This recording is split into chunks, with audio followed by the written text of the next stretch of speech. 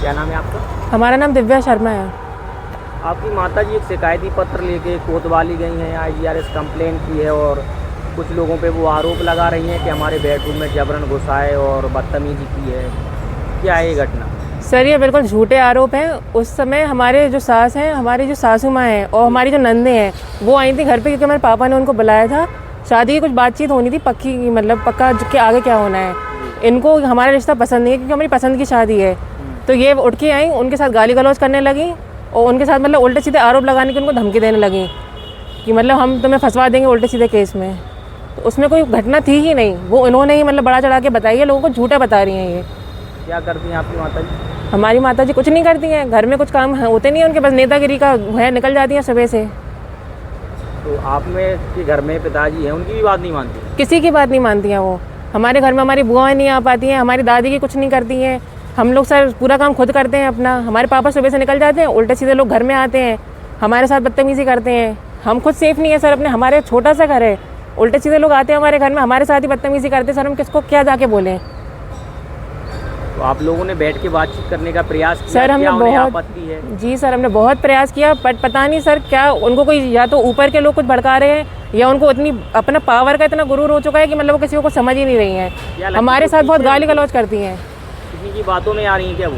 Sir वो कुछ कह नहीं सकते हैं, हमारे साथ बहुत गलत रवैया है उनका। उल्टी सीधी मतलब चीज़ें बोलती हैं कि मतलब हमारे पापा के खिलाफ हमें मतलब भड़काती हैं कि मतलब ये तुम्हारा बाप नहीं है, उल्टी सीधी बातें करती हैं बहुत। हमारे पास तो बहुत रिकॉर्डिंग है, मारपीट करती हैं, गाली गलौज करती हैं, बहुत मेंटली हरास करती हैं सब जगह से।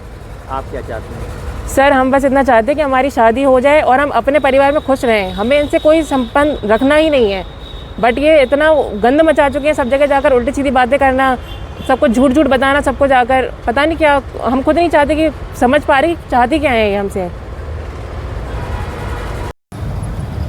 सर क्या नाम है आपका? जी अरविंद शर्मा। आपकी पत्नी एक शिकायती पत्र दिया है उन्होंने कोतवाली में और कल मीडिया में भी उनका बयान आया है। क्या है ये पूरी घटना?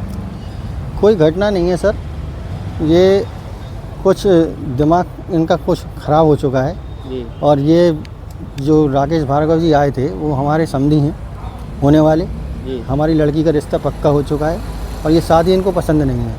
उसी शादी के चक्कर में ही हमने राकेश भार्गव जी को उनको बुलाया था अपने घर पर वार्ता के लिए जी। तो हम लोग बातें कर रहे थे और इनको पसंद नहीं है ये शादी, इसलिए उन्होंने सब अनर्गल आरोप लगा रही हैं और कुछ नहीं है। वो आरोप लगा रही हैं कि जबरन तमाम लोग हमारे बेडरूम तक घुस आए। सर हमारे घर में 3 कमरों का तो हमारा हिस्सा है मकान में जी। और तीनों ही बेडरूम है। कौन से बेडरूम में घुसा है? सब तो बेडरूम है। यहाँ पर कोई भी आता है, इनके पार्टी में ये नेता हैं, जितने भी लोग आते हैं सब बेडरूम में आते हैं। कौन से उसमें डाइनिंग रूम में और कौन से उसमें बैठक में ये बात करती हैं? सब बेडरूम में ही आते हैं, चाहे औरतें हों चाहे मर्द हों। क्या नाम है आपकी पत्नी का? कविता शर्मा। क्या चाहते हैं आप? सर हम तो अपनी लड़की की शादी अच्छे से करना चाहते हैं और ये इतना विवाद इसलिए कर रही हैं कि ये अपनी लड़की की ज़िंदगी ख़राब करना चाहती हैं कि उसको उल्टा सीधा बाद में सुनने मिले। तो आपत्ति नहीं बता रही क्या आपत्ति है, क्यों नहीं करना चाहती? कुछ समझ में नहीं आ रहा, पता नहीं क्या आपत्ति है। 25 बार पूछ चुका हूँ मैं उनसे क्या आपत्ति है, जबकि ये जो बल्ली जो आई थी और साधना वो उनकी मित्र हैं बचपन की। अब उनकी आपस में कुछ बात हो गई हो तो कुछ पता नहीं है, लेकिन हमारा रिश्ता तो कम से कम ये कोरोना काल में रिश्ता पक्का हो चुका है।